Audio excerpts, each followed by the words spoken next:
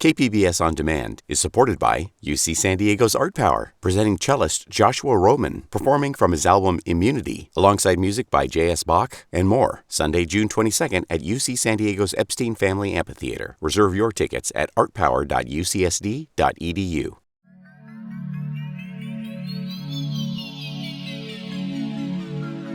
How long would a clock continue working in a crocodile? For a zombie outbreak to be a legitimate threat, how contagious would the virus need to be? We obviously use more than 10% of our brain. Where did that idea come from? So, some spiders have a working memory. Could we teach them to spell? You're listening to Device, your monthly book club with a science-based twist.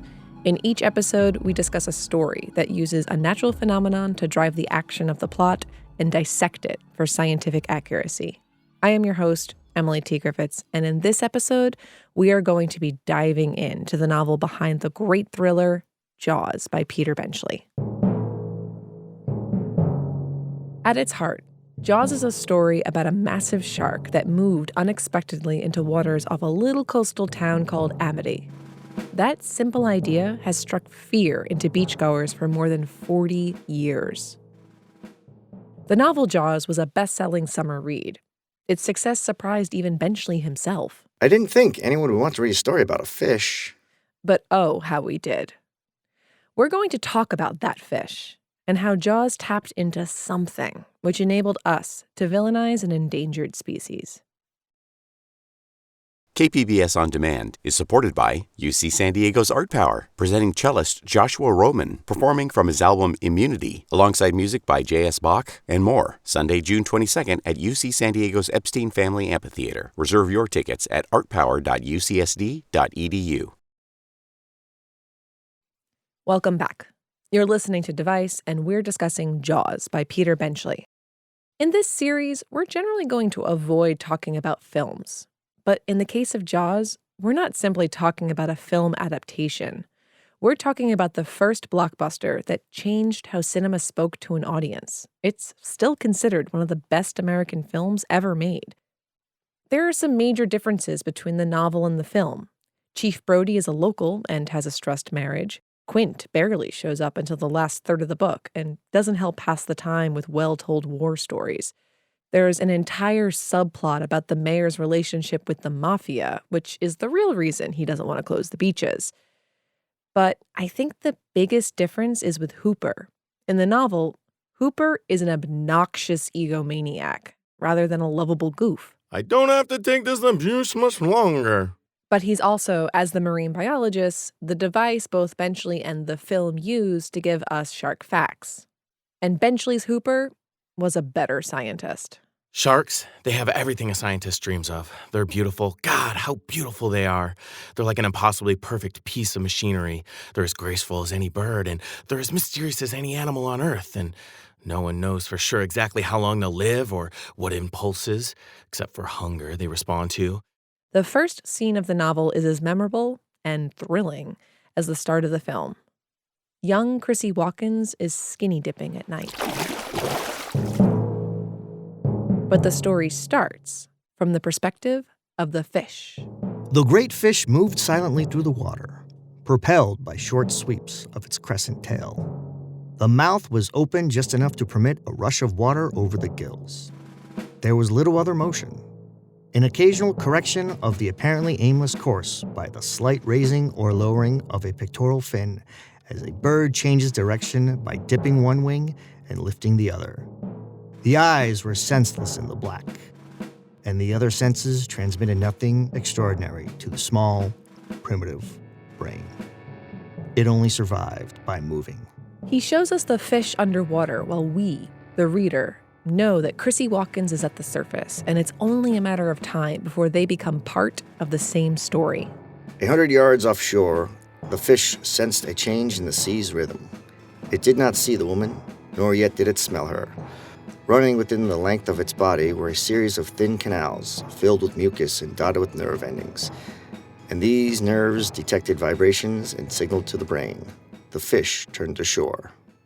Initially it's smell. This is Dr. Heidi Dewar, from the National Marine Fisheries Service based in La Jolla. I work in the life history program, and our group is responsible for collecting the biological data that supports sustainable management of fish like tuna or sharks or billfish, which would include swordfish. She is the lead author of the status report on the northeast population of white sharks. They have excellent olfactory senses, so they're really good smellers. Then they also have the lateral line, which are all these, and he explained that really well, actually, which I was like, oh. Those mucus-filled canals. Which allows them to detect vibrations. Yeah, I thought he did a good job of sort of capturing the biology in those moments. So shark perspective is okay, but that isn't what's scary about Jaws. The three main features of the Jaws shark is that it, A, has developed a taste for human flesh, B, is massive, and C, sticks around one area hunting. So let's break it down. First, are we even a good food source for white sharks? Well, their diets actually change with ontogeny or development. Like smaller white sharks, until maybe 8 or 9 feet, would feed mostly on like fish or sharks, skates, rays. And then when they get to be about that size, then their diet shifts. And interestingly, their teeth morphology also shifts. And they start feeding on marine mammals. So they would eat seals, sea lions, or feed on dead floating whale carcasses, which sounds very gross and is, but good food source. And we're pretty bony by comparison. For the most part, we are pretty bony and definitely don't have, the same amount of fat as like a marine mammal would. Bluntly put, we're not good food. Sharks bite us to taste us, and when they find out we're not what they want, they spit us out. That's why most people survive shark bites. Well, that and the miracle of readily available modern medicine. Next, one of the most intimidating aspects of the Jaws shark is its size. 20 feet is massive, about half the size of a telephone pole. The film even bumps that number up to 25 feet, and to me, that just feels cartoonishly large. But if you look into San Diego's own history with shark interactions, one 20-foot story does come up. Since the 1930s, there have only been 37 shark incidents in San Diego County. 14 of them have been white sharks, and only 2 have been fatal. The first documented fatal shark bite in San Diego was in 1959. Robert Pamperin was abalone fishing with his friend Gerald Leher at Alligator Head near the west end of La Jolla Cove. They were separated by about 30 meters when Bob Pamperin called out for help. Lara recalls seeing his friend lift abnormally out of the water before disappearing below the waves. He dove down to help, thinking Bob had a cramp. What he saw instead was chilling. Lara reported that Bob was in the mouth of a 20-foot shark. He described the triangular teeth and dark gray back of a white shark near the sandy bottom. After grabbing another breath, Lara dove back into the water and tried to scare the shark away by frantically waving his hands, but it was no use. Succumbing to shock, Lara made his way back towards the shore. That's a scary story, but it's still just one of 2 times out of 37 in the past 80 years. Since only one man saw that 20-foot shark, how likely is it that the shark was actually that size? Well, the maximum, you read all sorts of reports in the literature, but the one that's really been validated is about 21 feet for the largest shark. Okay, but that's the max. What's the average size? It would be like asking what's the average size of a human being. Well, you have little kid human beings and you have adult human beings, and creating one average from all of that, it's not sure how much information that provides. The average size of a white shark depends on how it's using its habitat. As it turns out, most of the sharks off our coasts are basically little kids. From Point Conception down, Southern California and Baja is a really important nursery area. Our waters are a source of food, protection, and resources which support a healthy ecosystem. Because of that, it's a foraging ground for a ton of different species, from swordfish to squid to marine mammals and, of course, the sharks. On an average day, a white shark found along our coastline isn't going to be a 20-footer. It's going to be 10 or 12 feet until they reach maturity, and then they're going to head further offshore. Lastly, and perhaps the most persistent fear Jaws made popular, is the concept of a rogue shark. A shark that not only has developed a taste for human flesh, it hangs around human-populated beaches for food. Hooper, in the film, suggests Jaws is a rogue shark. It's just a theory that I happen to agree with. But Hooper in the book knows better. Rogue sharks are myths. As Dr. Dewar said before, sharks don't specifically hunt for humans. Sometimes we're just in the wrong place. It was upsetting to Peter because what he was trying to say is that these are great white sharks. These are unbelievable, magnificent apex predators in the ocean, and they are just doing what they do. More on that from our next guest after the break. KPBS On Demand is supported by UC San Diego's Art Power, presenting cellist Joshua Roman, performing from his album Immunity, alongside music by J.S. Bach and more, Sunday, June 22nd at UC San Diego's Epstein Family Amphitheater. Reserve your tickets at artpower.ucsd.edu. Welcome back. You're listening to Device, and this month we are talking about Jaws by Peter Benchley and the myths surrounding white sharks. The film Jaws relies heavily on the rogue shark theory, that a shark will hang around a human-populated beach hunting those foolish enough to go into the water. The novel certainly borrows from that idea, but it never suggests that the shark is malicious. Look, Chief, you can't go off half-cocked looking for vengeance against a fish. This shark isn't evil. It's not a murderer. It's just obeying its own instincts.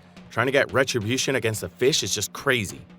Yet, we see a lot of headlines that use the phrase rogue shark or manhunter. It's eye-catching. In 2010, it was reported that a rogue shark bit 5 people with 1 fatality in Sharm el-Sheikh, Egypt.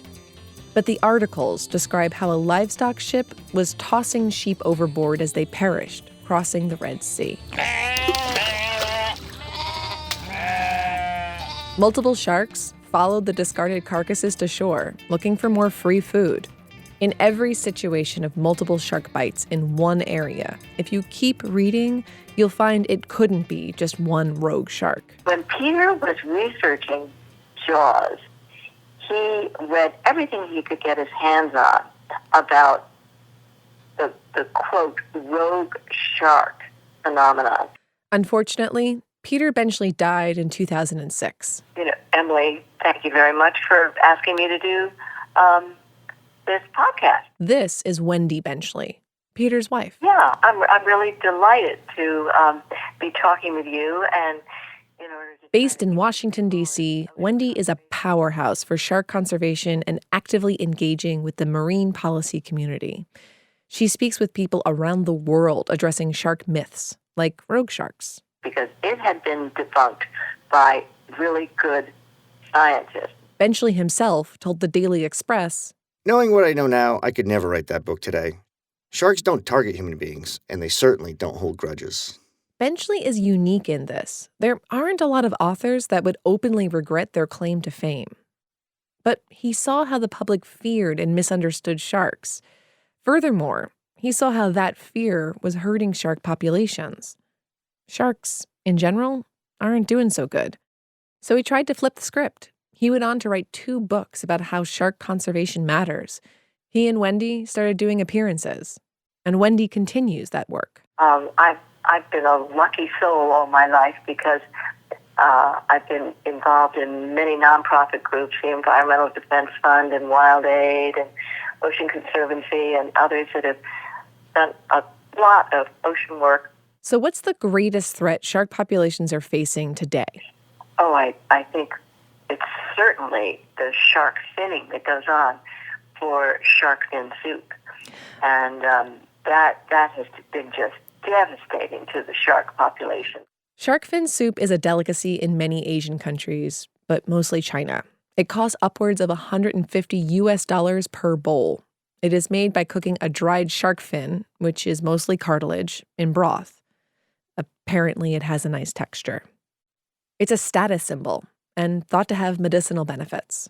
Oh, shark finning is just an odious practice where sharks are caught, and while they're still alive, their fins are hacked off with knives, and then in most cases, the sharks are thrown back into the water to die a slow, suffocating death. And it's just astonishing when you think that there are, well, at least 70 million sharks that are caught and finned this way. That's 70 million a year. And sharks can't reproduce fast enough to adequately replace themselves. We're hunting them out of existence. Shark finning is a pretty lucrative practice, retailing at $400 per kilogram dried. A single fin from a protected species like a whale or a white shark can fetch $10,000. So, what's there to do? Regulations help, but they don't stop the demand for the supply. It's about changing the public's perception. I've worked for many years with Wild Aid, which is an organization that's based in San Francisco, and they have just done a spectacular job using Asian icons like Jackie Chan and Yao Ming to do very professional, absolutely brilliant public service announcements that have saturated China and other Asian countries.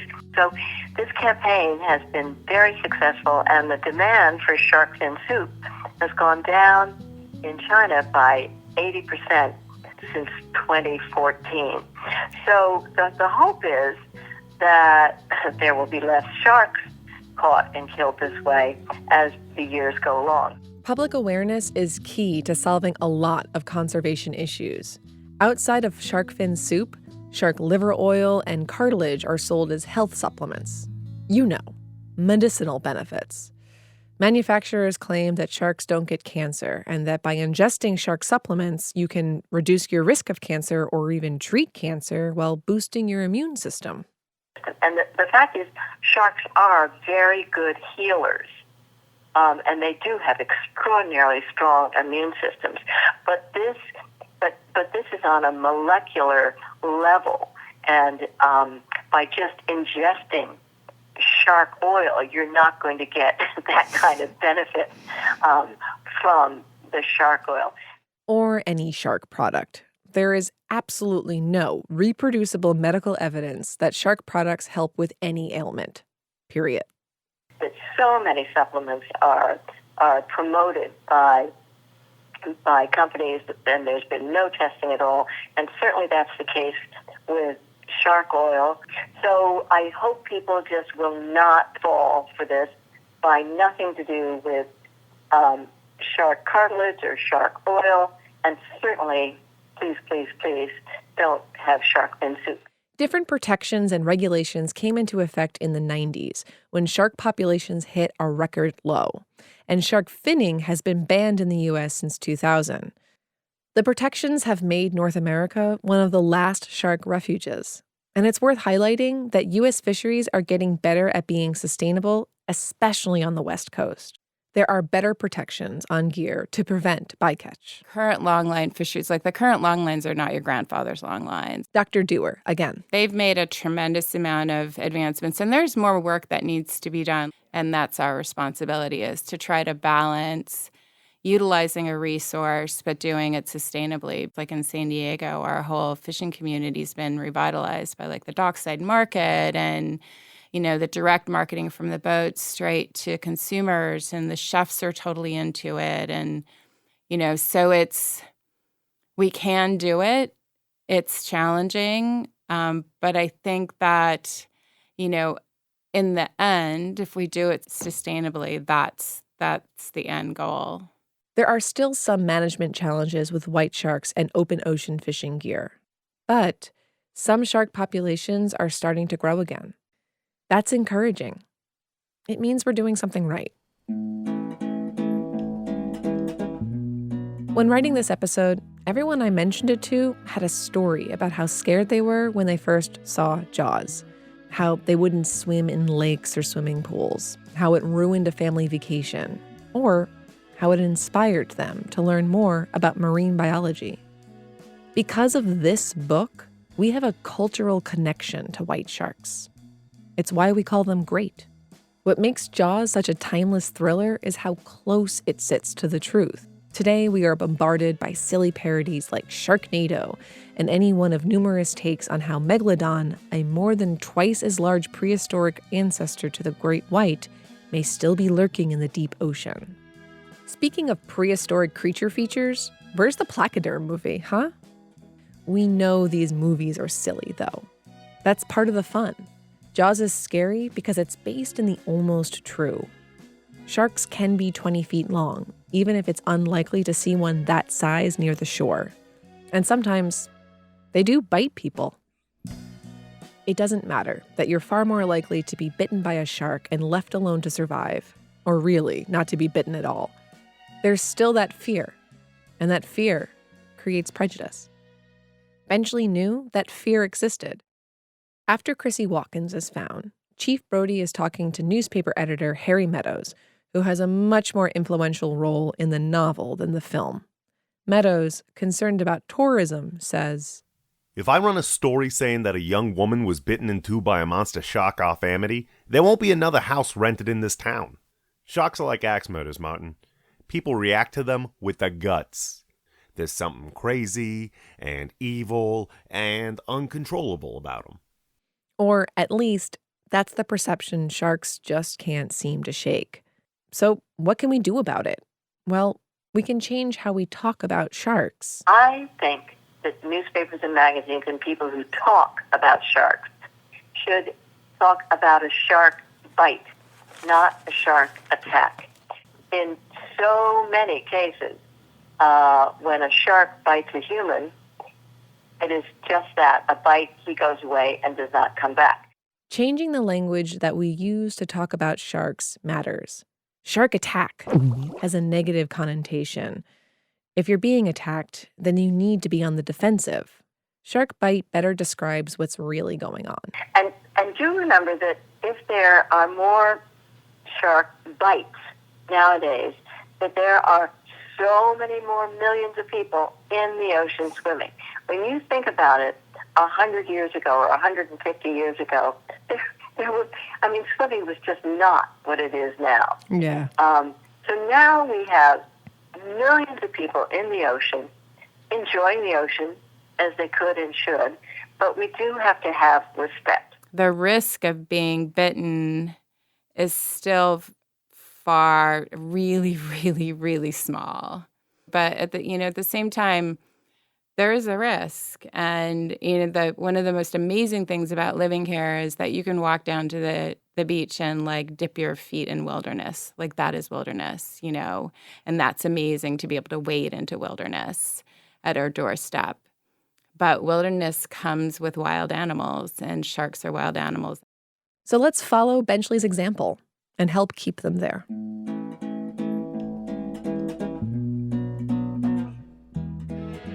Device is co-produced by myself and Derek Acosta. It is recorded at KPBS and Mega 64 Studios in San Diego, California. John Wanzer is our audio engineer, with additional music by the Bicicats. Voice actors for this episode include Mark Atkinson, Aaron Gold, and Anthony Mays. At KPBS, Emily Jankowski is technical director, Kinsey Moreland is podcast coordinator, Lisa Jane Morset is operations manager, and John Decker is director of programming. You can get our monthly episodes of Device on your preferred podcast app. There was so much information that we had to cut out from this episode. I kept Dr. Heidi Dewar and Wendy Benchley chatting for nearly an hour apiece. Heidi and I talked a lot more about sharks and what's going on with the Northeast population. Wendy had so many amazing firsthand stories about making Jaws and her and Peter's crusade for shark conservation. And when the shark came up again and opened her mouth to take another bite, I grabbed the rope and yanked as hard as I could and pulled it out of her mouth. Please do yourself a favor and go and listen to the full interviews on Device Interviews wherever you get your podcasts. You will learn cool things, I promise. Next episode, we'll be discussing Life as We Knew It by Susan Beth Pfeffer. So get reading. Device is made possible by the KPBS Explore program because science is at the heart of every exploration.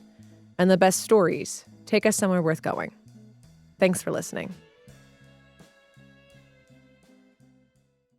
KPBS On Demand is supported by UC San Diego's Art Power, presenting cellist Joshua Roman, performing from his album Immunity, alongside music by J.S. Bach and more, Sunday, June 22nd at UC San Diego's Epstein Family Amphitheater. Reserve your tickets at artpower.ucsd.edu.